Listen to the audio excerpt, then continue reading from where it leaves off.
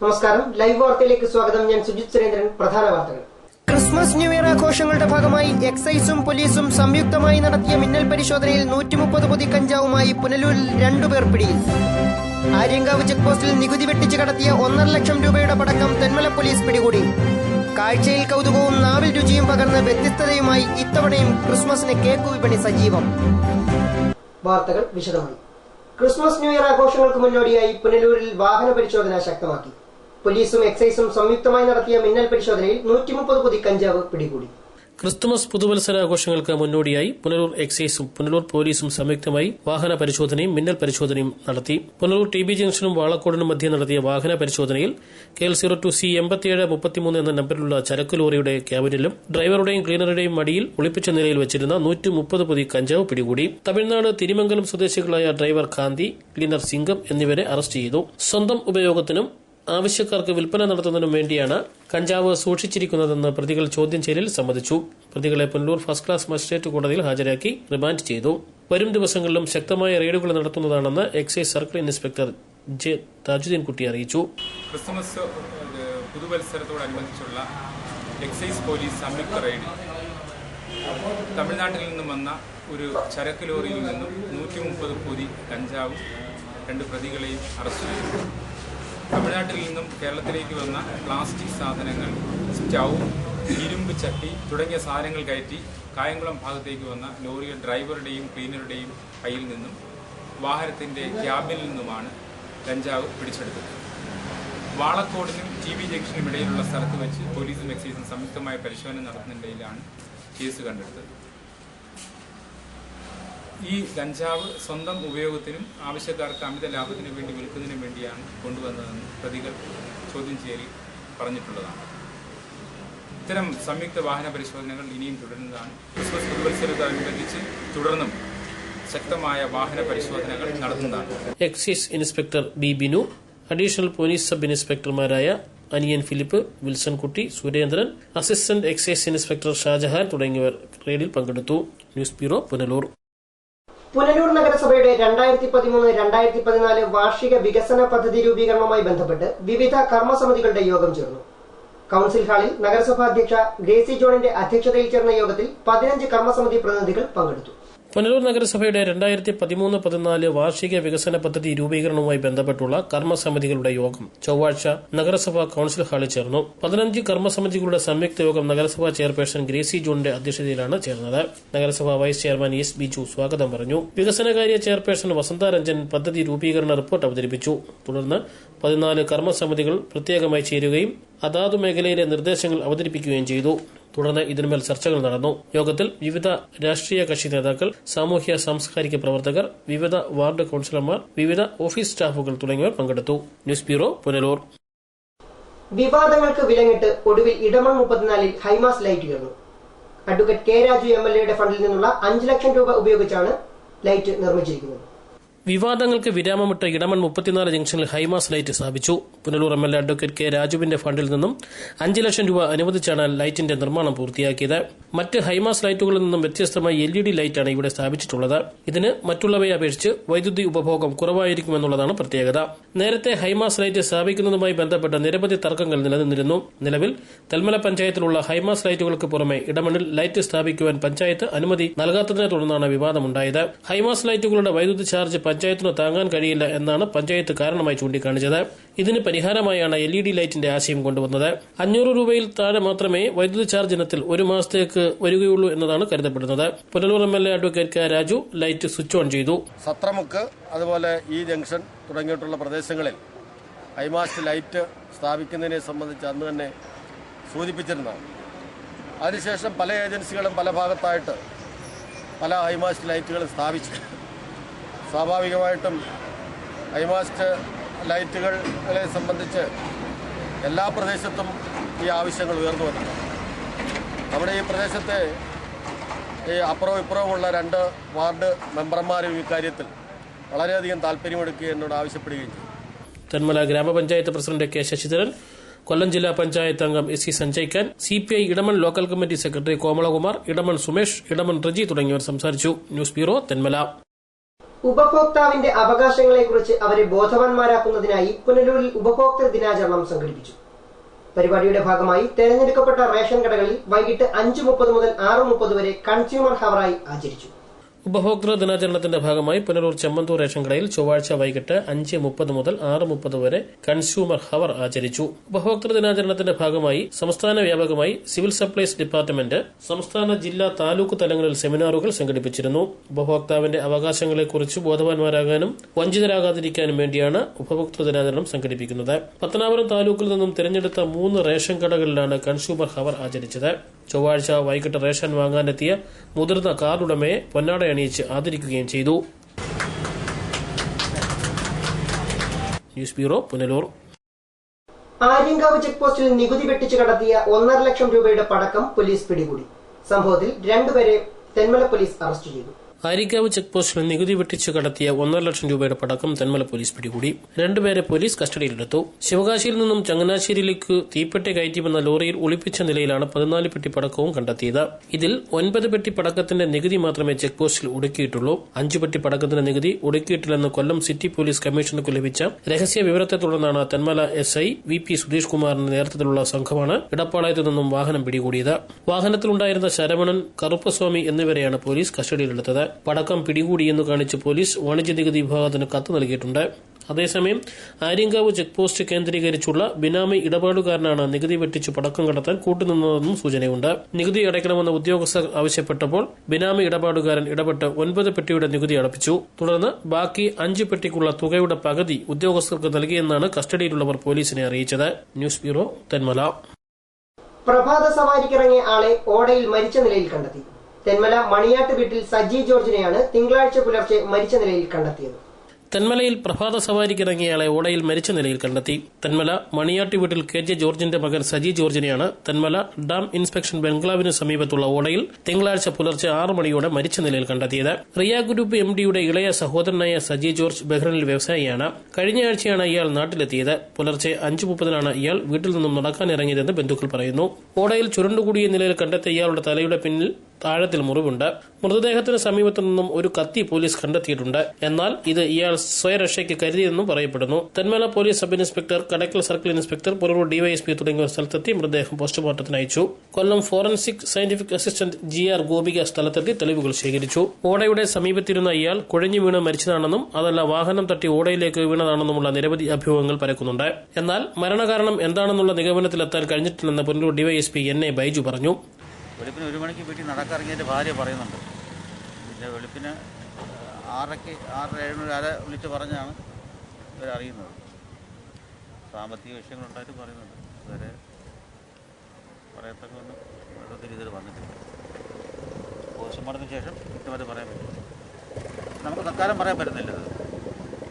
സംസ്കാരം ചൊവ്വാഴ്ച ഉച്ചയ്ക്ക് 1 ഒറ്റക്കൽ ചർച്ച് ഓഫ് ഗോഡ് പള്ളിയിൽ നടന്നു. News bureau, Thenmala. പത്തനാപുരം തലവൂർ പാണ്ടിത്തിട്ടയിൽ പുതുതായി പണി കഴിപ്പിച്ച തിരുഹൃദയ ദേവാലയത്തിന്റെ കൂദാശകർമ്മം 28-ന് നടക്കും. ഭാരവാഹികൾ വാർത്താ സമ്മേളനത്തിലാണ് ഇക്കാര്യം അറിയിച്ചത്. പത്തനാപുരം താലൂക്കിൽ തലവൂർ പാണ്ടിത്തിട്ടയിൽ സ്ഥിതി ചെയ്യുന്ന ദിവ്യരക്ഷ ലാറ്റിൻ കാത്തലിക് ചർച്ചിന് വേണ്ടി പുനർനിർമ്മിക്കപ്പെട്ട ദേവാലയത്തിന്റെ ആശീർവാദവും പൊതുസമ്മേളനവും ഡിസംബർ 28-ാം തീയതി നടക്കുമെന്ന് ഭാരവാഹികൾ വാർത്താ സമ്മേളനത്തിൽ അറിയിച്ചു. ഡിസംബർ 27-ാം തീയതി വെള്ളിയാഴ്ച ആശീർവാദവും തിരുകർമ്മങ്ങളും നടക്കും. ഡോക്ടർ സ്റ്റാലിൻ റോബൻ നേതൃത്വം നൽകും. ഡിസംബർ 28-ന് 2 മണിക്ക് പ്രേക്ഷിത റാലി നടക്കും. 3:30 പുനലൂർ രൂപതാ മെത്രാൻ റവറന്റ് ഡോക്ടർ സിൽവസ്റ്റർ പൊന്നുമുത്തന് സ്വീകരണവും ദേവാലയ കുദാശയും നടക്കും. 6:30 നടക്കുന്ന പൊതുസമ്മേളനത്തിൽ രാജ്യസഭാംഗം KN Balagopal, KB Ganesh Kumar MLA, advocate Aisha Potti MLA എന്നിവർ പ്രസംഗിക്കും. പുനലൂർ രൂപതയുടെ അധീനതയിൽ പത്തനാപുരം താലൂക്കിൽ തലവൂർ ഗ്രാമപഞ്ചായത്തിൽ പാണ്ടിത്തിട്ടയിൽ സ്ഥിതി ചെയ്യുന്ന ദിവ്യരക്ഷക ലത്തീൻ കത്തോലിക്ക പള്ളിക്ക് വേണ്ടി പുനർനിർമ്മാണം ചെയ്ത ദേവാലയത്തിന്റെ ആശീർവാദ കർമ്മം 2011 ഡിസംബർ 28-ാം തീയതി നടത്തുകയാണ്. 1 നൂറ്റാണ്ടിലധികം ദൈർഘ്യമുള്ള ചരിത്രത്തോടുകൂടിയാണ് ഈ ദേവാലയം.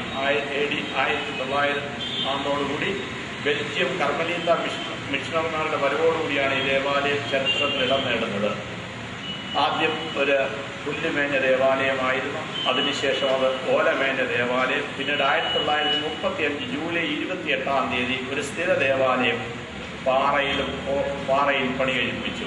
അന്നു മുതൽ നാടിൻ്റെ നാനോന്മുഖമായ വിദ്യാഭ്യാസ, സാംസ്കാരിക, ആത്മീയ, സന്നദ്ധ പ്രവർത്തനങ്ങൾ ചുക്കാൻ പിടിച്ചത് ഈ ദേവാലയമാണ്. ജാതി മത സഭ വ്യത്യാസമില്ലാതെ സാമൂഹ്യ പ്രവർത്തനങ്ങളും ഈ ദേവാലയത്തിൽ നടത്തിക്കൊണ്ടിരിക്കുകയാണ്.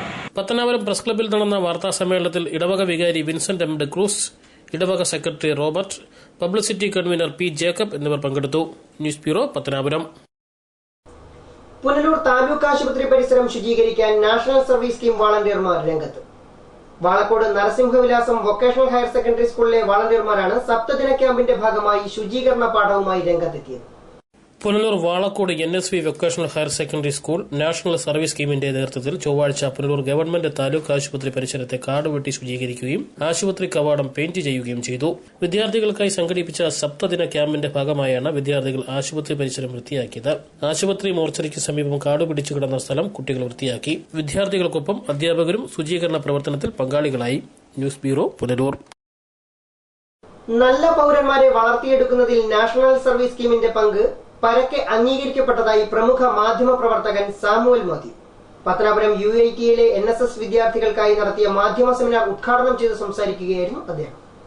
ദേശസ്നേഹികളും സേവന സന്നദ്ധരുമായ യുവതി യുവാക്കൾ വളർന്നു വരുന്നതിന് നാഷണൽ സർവീസ് സ്കീം വഹിക്കുന്ന പങ്ക് ഏറെ മുമ്പിലാണെന്നും പാഠ്യവിഷയങ്ങളിൽ മാത്രം പരിജ്ഞാനമുള്ള തലമുറയാണ് വളർന്നു വരുന്നതെന്നും പാഠ്യേതര വിഷയങ്ങളിൽ പരിജ്ഞാനവും സാമൂഹ്യ പ്രതിബദ്ധതയുമുള്ള പുതിയ തലമുറ രൂപപ്പെടുത്തുന്നതിന് ഓരോ വിദ്യാലയങ്ങളിലും NSS പോലെയുള്ള സംവിധാനങ്ങൾ ഉണ്ടാകണമെന്നും അദ്ദേഹം പറഞ്ഞു. സ്വതന്ത്ര ഭാരതത്തിന്റെ ചരിത്രത്തിൽ ജനാധിപത്യത്തിന്റെ കാവൽഭടന്മാരായി നിന്നുകൊണ്ട് രാജ്യത്തെ പുരോഗതിയിലേക്ക് നയിച്ചത് ഇന്ത്യയിലെ മാധ്യമങ്ങളാണെന്നും സാമുവൽ മാത്യു പറഞ്ഞു. 2G സ്പെക്ട്രവും കൽക്കരി കുംഭകോണവും ഉൾപ്പെടെ ഭാരതത്തിലുണ്ടായ ചെറുതും വലുതുമായ മുഴുവൻ അഴിമതികളും പുറത്തു കൊണ്ടുവന്നത് രാജ്യത്തെ മാധ്യമങ്ങളാണെന്നും അദ്ദേഹം ഓർമ്മിപ്പിച്ചു. NSS ചാർജ് ഓഫീസർ ഫെബിൻ അധ്യക്ഷത വഹിച്ചു. മാധ്യമ പ്രവർത്തകനായ പ്രദീപ് ഗുരുകുലം മുഖ്യപ്രഭാഷണം നടത്തി. കർമ്മബോധവും മൂല്യബോധവുമുള്ളവരായി തീരാൻ വിദ്യാർത്ഥികൾക്ക് കഴിയണമെന്നും പ്രദീപ് ഗുരുകുലം പറഞ്ഞു. UIT പ്രിൻസിപ്പൽ പ്രൊഫസർ സുധാകരൻ ആശംസകൾ അർപ്പിച്ചു. 21-ാം തീയതി ആരംഭിച്ച സപ്തദിന ബോധന ക്ലാസ് 27-ാം തീയതി സമാപിക്കും. Forest range officer Harikrishnan, doctor Anand, Manorama news Deepu Revathi, R. Mehajab, Hameem Muhammad, Pathanapuram sub inspector PA Mubarak എന്നിവർ വിവിധ ദിവസങ്ങളിൽ ക്ലാസ് എടുക്കും. വിദ്യാർത്ഥി സമൂഹത്തിന്റെ സർവ്വതോന്മുഖമായ പുരോഗതിക്കാണ് ഈ ക്യാമ്പുകൾ സംഘടിപ്പിച്ചിരിക്കുന്നതെന്ന് സംഘാടകർ അറിയിച്ചു. News bureau, Pathanapuram. ക്രിസ്മസിന് മധുരം പകരാൻ കേക്ക് വിപണി സജീവം. മാരിവില്ലിന്റെ സൗന്ദര്യവുമായി ബേക്കറികളിലെ കണ്ണാടിക്കൂട്ടിൽ സ്ഥാനം പിടിച്ചിരിക്കുന്ന ക്രിസ്മസ് കേക്കുകൾ കൗതുകം പകരുന്ന കാഴ്ചയാണ്. പത്തനാപുരം ബ്യൂറോയുടെ റിപ്പോർട്ട്. ക്രിസ്തുമസിനെയും പുതുവത്സരത്തെയും മധുരതരമാക്കുന്നത് ക്രിസ്തുമസ് കേക്കുകൾ തന്നെ. സ്നേഹത്തിന്റെയും ആഘോഷത്തിന്റെയും ഡിസംബർ നാളുകളിൽ പ്രിയപ്പെട്ടവർക്ക് ഒരു കേക്ക് സമ്മാനിക്കുക എന്നത് ഒരു ശീലമായി കഴിഞ്ഞിരിക്കുന്നു.